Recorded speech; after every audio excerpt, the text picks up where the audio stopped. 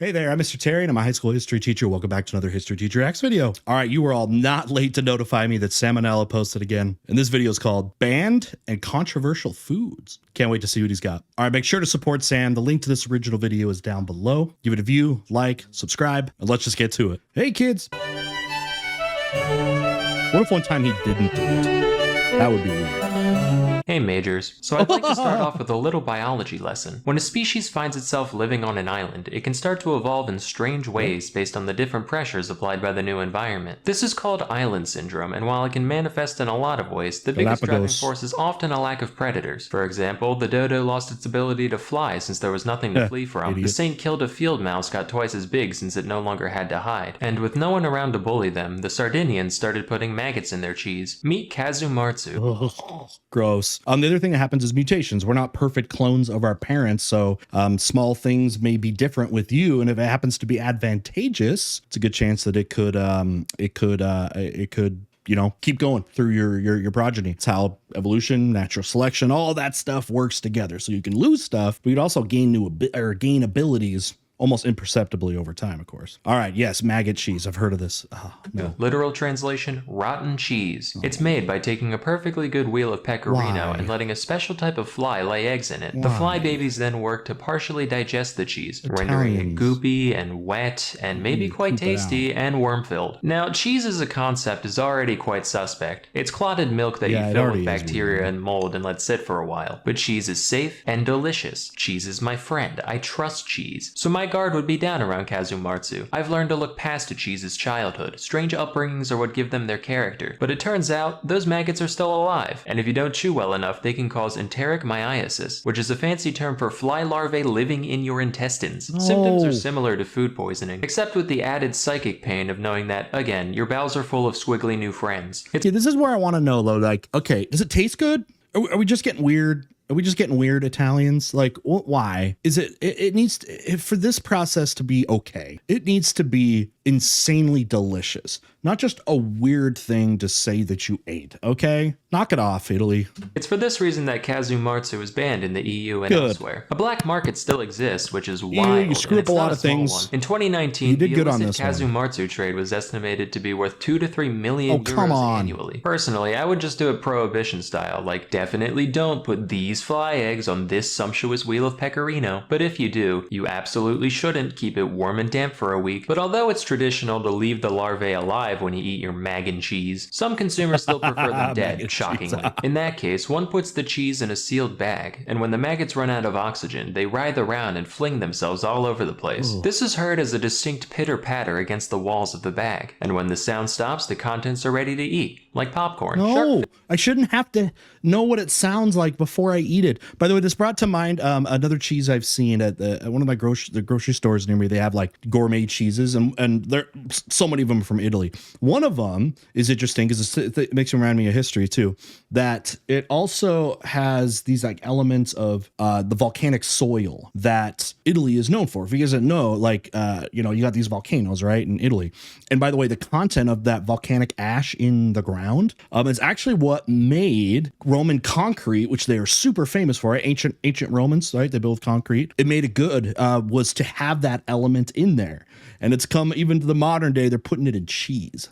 Fin soup is one most of us have heard about already, mostly in reference to its effect on shark populations and the wastefulness that goes into making it. Until recently, though, I never looked into the nature of the dish itself. Some things aren't food. I figured, the fins are just the only part of the shark worth eating. Big whoop, it's probably not much different from, like, swordfish. Apparently, though, I had it backwards. Shark fins aren't even meat. They're made almost entirely of cartilage and collagen. They are the last part we should be eating. That's why it's only made into soup, because without being soaked in broth, it has zero flavor or nutritional value on its own. Their only redeeming quality is their unique mouthfeel due to how stringily the collagen grows in structures called ceratotrichia. The texture has been described as these are the texture files that are I think those exist in food communities, weird foodies that are just, they're only about the texture. Like, come on. It's not food. It's literally not food. Somewhere between chewy and crunchy, which I find describes most things, actually. Other adjectives present on Wikipedia include snappy, gelatinous, and sinewy. The exact sensation of eating this substance remains a mystery to me, and the unintended side effect of all this research is that I now really want to try it. Like, it's a big trade. I've got to be the one that's wrong. There is image— Stop!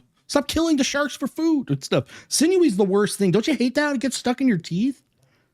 Ah. Imitation shark fin soup available, but I've already decided that it's not nearly as good. So I've come up with a compromise to this controversy. Everyone on Earth gets just one bite. Say there's 10 bites to a fin, 4 fins to a shark, 200 million sharks die, sure, a necessary casualty, but then we can end the practice forever. All done. You can finally rest, Mr. Ming. Come here, baby. Aw. Ackee. What? Ackee. Oh, Where? Now I will say, okay, I'm not just some food wuss. Like, I'll try stuff. But if you're going to try to get me to eat something weird, tell me it tastes good. Give me a reason, not just to eat it, right? Some things aren't food. I'm not into like proving something with my food eating. If it's weird, like market it to me in a way that is appetizing, please. The ackee is a fruit originally from West Africa, which is most commonly associated with Jamaican cuisine, where it appears in such dishes as ackee and saltfish. These alien kidneys here are called the arils, and they're the only part of the fruit that's actually eaten. Their flavor is on the savory side, being described as kind of nutty or bean-like. What makes the ackee controversial, though, is the effects it can cause when prepared improperly. If the arils are allowed to completely ripen, they're harmless, but if you eat them too early, or don't thoroughly clean off all the non-aril stuff, they can cause Jamaican vomiting sickness. This disease doesn't sound real. It sounds like it belongs next to Eastern sweats and Tangerine bone grindings, but that's actually an official term, and as for symptoms, it does what it says on the tin. Plus maybe death. While ackee-based products so that's the thing. Okay, I understand like meat, you got to cook it. If it's too raw, you could get whatever, you get sick, you know. But if there's a food that can kill me if not cooked properly, like that one fish that you can get, like, you know, and it's like sushi or something that could kill you if it's not prepared right, we probably shouldn't be eating that food. That is literally nature. That's biology telling us, go away. All right, you wouldn't need a skunk butthole. Okay, they emit stank out of it. It's a natural defense mechanism saying, go away. Can we trust nature, please? Aren't outright illegal in the United States. They are very tightly regulated, and the raw fruit itself cannot be imported. So if you're American and want to try it, your options are fully cooked canned ackee or going to Florida, where a few people grow it domestically. Next we have bird's nest soup. This is another one that I've vaguely heard of, and for years I just assumed the name was a playful metaphor, like ants on a log or shit on a shingle. Turns out, nope, this dish contains an actual bird nest, not like a pile of twigs like I was picturing, but rather a specific type of nest only made by certain species of swiftlets. These nests are mostly made out of mucins, which are a set of proteins that, among other things, serve to thicken all those wonderful secretions our bodies make. There's a little bit in human saliva, a little bit more in mucus, and in swiftlet saliva, look out, pal. So all the swiftlet does is it finds a nice wall, starts laying out fat strings of slobber, which dry, and eventually she's got a nice place to roost. That is, right up until some gourmand says, today I crave bird spit. You can keep the eggs though. And they then reconstitute it back into its original gelatinous texture. Unfortunately, these nests can't enter the US since, believe it or not, eating bird saliva is a great way to catch bird flu. And now the time has come to... Just stop. Like these are the things that, like, after we've exhausted all normal foods, then we can get into weird foods, like if we're on the brink of starvation for dying.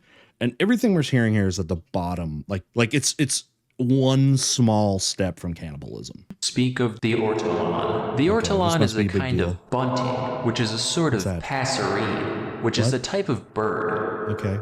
They're birds. Like many animals, they have a long history of being eaten by the French. But what separates the ortolan from your average squab or pheasant is the unique way in which it is prepared and eaten. They're typically caught with nets and kept in the dark, which causes them to overeat for some reason. Once it's about twice as fat, the entire bird is then thrown into a container of brandy, alive, and sealed in. While this serves to marinate the creature, it also drowns in the process, thereby killing one bird with no stones. The ortolan is then roasted, plucked, and presented whole to the consumer, who inserts the carcass into their mouth, feet first. As they chew, one hand continues holding the bird's head, while the other picks out the larger bones. This whole ritual is usually performed with a towel or large napkin over one's head. There's a few explanations for the purpose of the towel. Some say it's just there to keep the aromas in, while others say it's there to, quote, shield from God's eyes the shame of such a decadent and disgraceful act. Yeah, this one I'm okay with not trying. Yeah, okay. I don't need any foods that have built into them a shame mechanism. I'm not looking for that. I'm not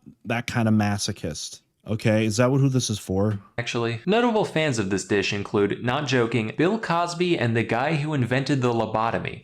To be part of that social club. Our mission is to eat birds whole That's an and then elite make group of people company, not I guess. remember things. Killing ortolans was banned across the EU in 2007, not for any ethical reason, but because French people did this so much that the entire ortolan population was France. threatened. Thankfully, as of Come 2018, on. their conservation status. Okay, you're already eating snails.